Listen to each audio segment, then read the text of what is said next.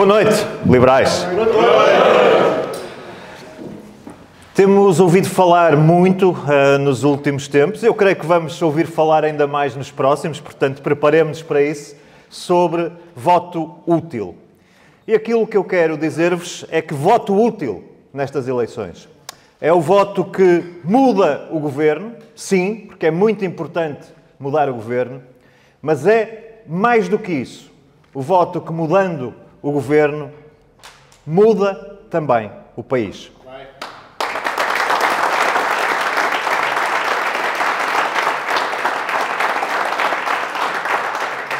E vou-vos dar, se me permitem, alguns exemplos daquilo que é fundamental fazermos para, mudando o governo, mudar o país. Comecemos pela parte de mudar o governo. E nós temos assistido nos últimos tempos a algo que eu diria que é um país e dois lacerdas. Nós temos tido um país, que é o nosso, e temos tido nas notícias permanentemente dois lacerdas. Ora, parece-me que nós temos lacerdas acima das nossas possibilidades. Não temos possibilidades para tantos lacerdas.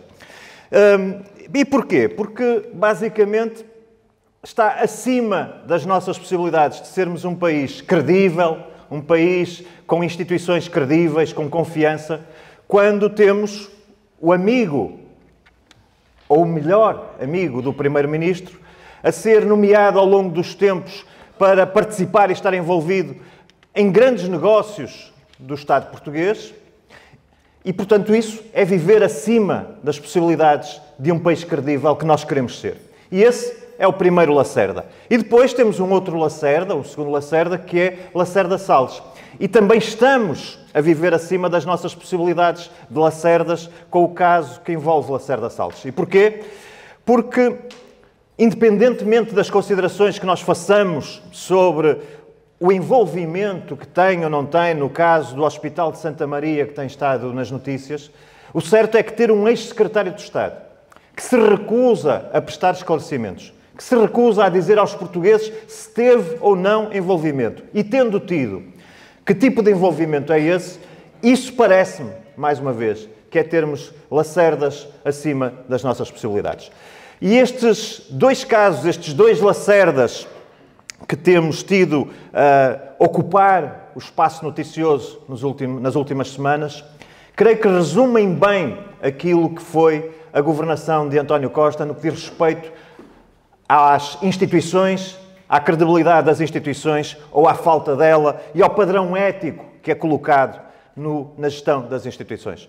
Porque, vejamos, estes dois casos resumem bem aquilo que não deveria acontecer. São casos de informalidade, são casos de nepotismo, são casos de falta de responsabilidade e de explicação e de transparência. E, portanto, aqui temos, em dois casos, aquilo que é bem o exemplo no que diz respeito à condução das instituições do que não devia acontecer em Portugal. É claro que não é só isso. Nós sabemos como está a situação em termos de habitação. O governo de António Costa conduziu o país a uma grave crise de habitação. Sabemos muito bem como está a situação na educação. Tivemos ainda há pouco tempo os resultados do PISA 2022 que trouxeram evidência de que os alunos com 15 anos estão a perder competências, estão a perder aprendizagem. Sabemos muito bem como está a situação do país na saúde, com 30 e tal urgências fechadas ou condicionadas, com centros de saúde com filas pela madrugada dentro de idosos e de pessoas doentes à espera não de uma consulta, mas de marcar uma consulta. Portanto, sabemos bem o estado de degradação a que António Costa e a governação socialista trouxeram ao país. Mas essa degradação é também verdadeira nas instituições e é igualmente grave naquilo que diz respeito às instituições. Segundo exemplo que queria transmitir-vos relativamente, já não à necessidade de mudar de governo, mas à necessidade de mudar de governo, mudando o país. E esse exemplo é de hoje mesmo. Nós hoje tivemos no Parlamento a discussão daquilo que foi uma proposta da Iniciativa Liberal de criação do Círculo de Compensação.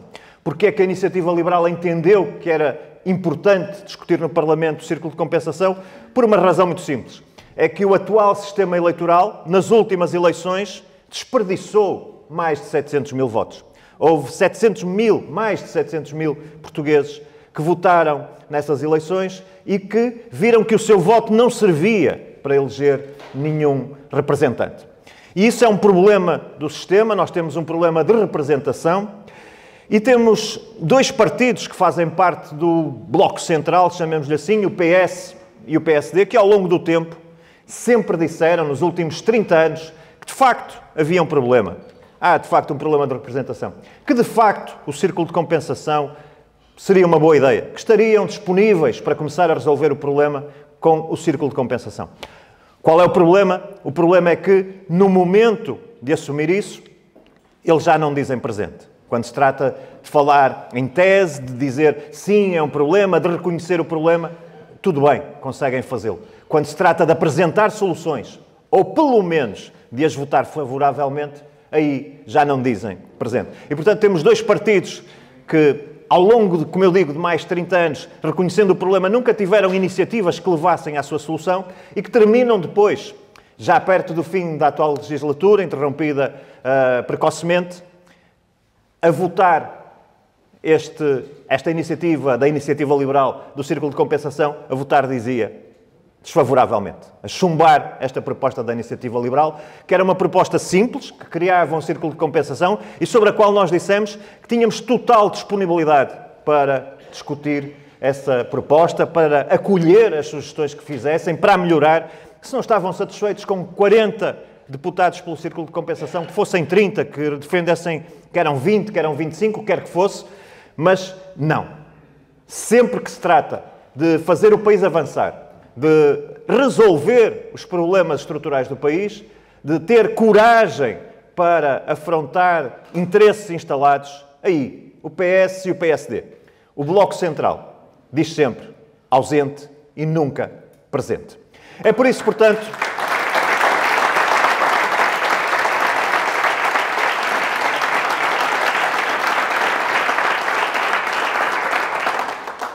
portanto, que é necessário dar força à Iniciativa Liberal, porque é um partido, o único partido, que é capaz de desafiar os poderes instalados, de acreditar que é possível termos um país diferente, um país com prosperidade, um país com crescimento económico, um país que dê outras opções de vida aos portugueses e aos jovens de Portugal.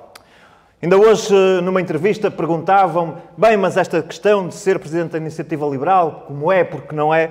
E eu disse, é difícil nós sabermos porque é que tomamos decisões na nossa vida, porque é que avançamos para determinados desafios, mas a resposta que eu dei foi a seguinte. No sítio onde eu tomei a decisão de avançar para a candidatura à Presidência da Iniciativa Liberal, foi lá que foi feita essa entrevista, eu tentei recordar qual foi o meu processo mental e aquilo que me incomodava muito na altura em que eu decidi avançar era estar num sítio que é perto dos Jerónimos, em Lisboa. Estávamos ainda numa altura em que havia turismo, havia muitos turistas, e eu olhava para aquilo e dizia, eu quero que os portugueses, eu quero que o meu país possa ter o nível de prosperidade daqueles que nos visitam. E isso creio que resume o desafio que devíamos colocar todos a nós. Não há nenhuma razão para que Portugal e os portugueses não possam aspirar a esse nível de prosperidade. Não há nada que nos limite, não há nenhuma questão que nos faça um travão nessa ambição, não há nada que nos impeça de raiz de o ser. Se não o somos ainda, é porque temos tido más políticas e má governação.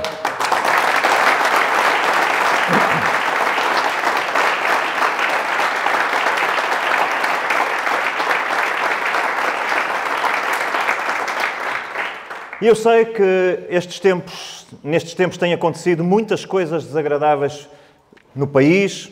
Falei-vos de algumas, nomeadamente os casos que vão consumindo a nossa energia, que vão consumindo a nossa atenção, os casos que sucedem, a degradação das instituições, a degradação dos padrões éticos na gestão do país. Caramba, estamos num país em que foram descobertos 75 mil euros em notas, em livros, no gabinete do Primeiro-Ministro. Isto é, de facto, tira-nos energia, faz-nos perguntar se vale a pena, se podemos ainda acreditar. Mas eu quero prometer-vos uma coisa. Na campanha eleitoral, na pré-campanha, onde já estamos, portanto, neste caminho que estamos a iniciar. A Iniciativa Liberal será seguramente uma voz do escrutínio, da crítica, do que não pode acontecer, mas será muito mais do que isso. O principal partido a transmitir confiança, esperança e vontade de crescer aos portugueses.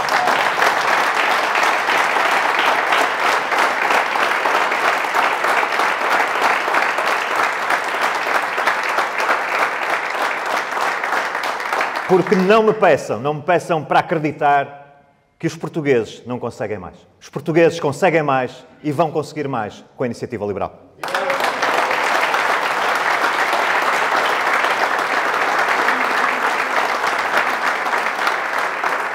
Vamos conseguir mais habitação, porque sabemos o que é que limita a oferta de habitação. Sabemos que são os impostos desproporcionados. Sabemos que é a burocracia que deve evoluir para a simplificação. Sabemos que é a justiça que não funciona. Portanto, como sabemos onde está o problema, como sabemos e temos coragem para o resolver, sim, com a Iniciativa Liberal teremos mais habitação para os portugueses.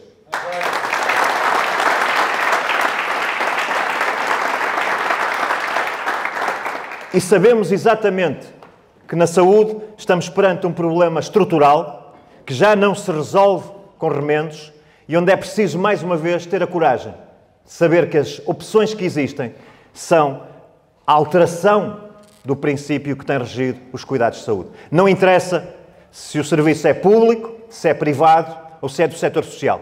Interessa que o utente tenha a satisfação do seu problema. Nós sabemos que é essa a questão e sabemos exatamente como vamos começar a mudar também o paradigma da saúde em Portugal.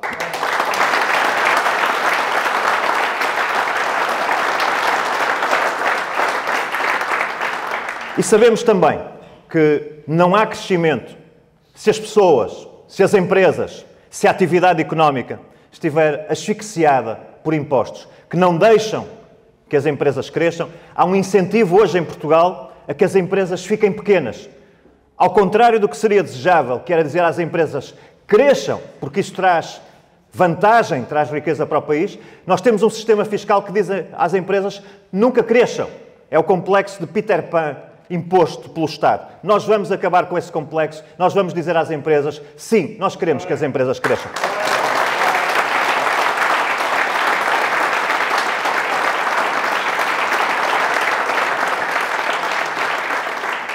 E o mesmo se passa com as pessoas, porque não é justo que quem quer subir pelo seu trabalho, quem quer subir na vida, quem se esforça um mês inteiro, quem tem 2 empregos muitas vezes, quem vai cedo para deixar os filhos na escola e volta tarde porque quer que os filhos tenham um futuro em Portugal. Não é justo que as pessoas cheguem ao fim do mês e não encontrem a justa compensação pelo seu trabalho. A Iniciativa Liberal vai sim baixar os impostos também às pessoas.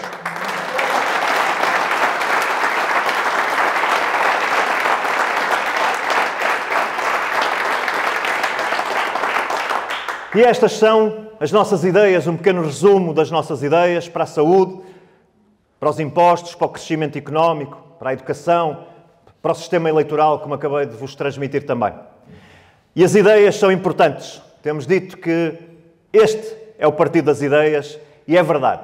Mas temos noção também que um partido de ideias se faz também com pessoas. E nas últimas horas, depois de ouvidos os órgãos locais do partido, a Comissão Executiva da Iniciativa Liberal aprovou por unanimidade a candidatura às legislativas 2024, que vai agora submeter ao Conselho Nacional. E eu quero dizer-vos alguns nomes que fazem parte desta candidatura. Quero dizer-vos que, em Setúbal, no Círculo de Setúbal, vamos apresentar ao Conselho Nacional a Joana Cordeiro como cabeça de lista.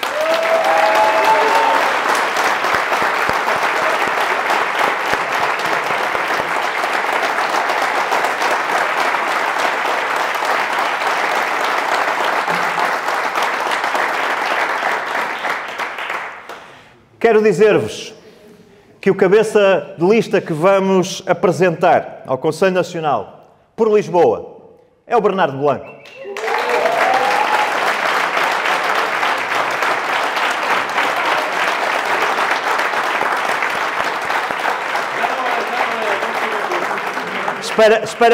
Espera que eu já vou aí, João Coutinho Figueiredo. Espera só um bocadinho.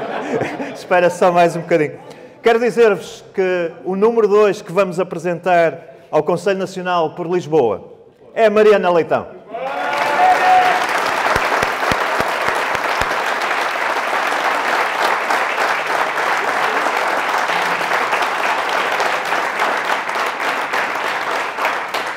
Quero dizer-vos que o João Coutinho Figueiredo, aqui presente, vai ser apresentado ao Conselho Nacional como cabeça de lista pela Europa.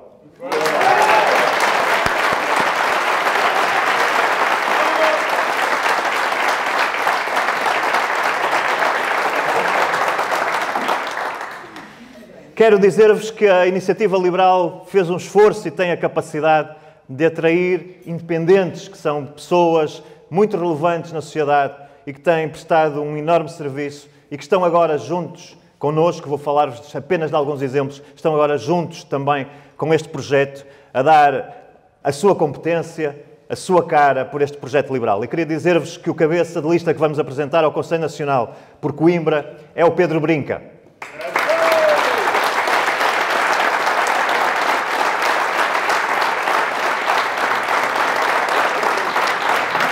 E queria dizer-vos, na mesma linha de independentes que enriquecem a nossa proposta eleitoral e as ideias e que corporizam as ideias que queremos apresentar, teremos também na lista de Lisboa a Graça Canto Muniz.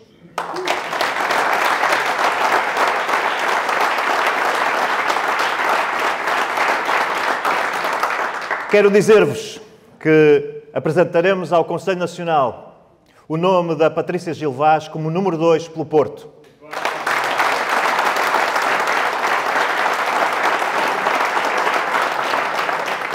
Quero dizer-vos ainda que o cabeça de lista que apresentaremos pelo Porto é o Carlos Guimarães Pinto.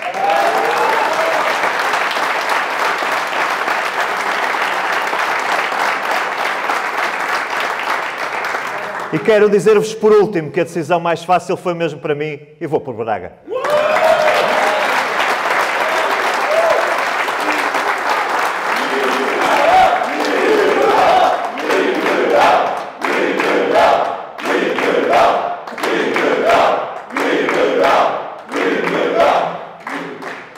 Liberais, é o começo de uma caminhada que sabemos que vai ser difícil, mas é o começo de uma caminhada em que temos uma enorme responsabilidade. Este partido pode vir a ser determinante nas opções futuras de política em Portugal. É esse desafio que eu quero lançar-vos. Quero lançar-vos o desafio, como vos disse no início, de mudar o governo, mas de mudar também Portugal. Muito obrigado, boa noite, muito obrigado.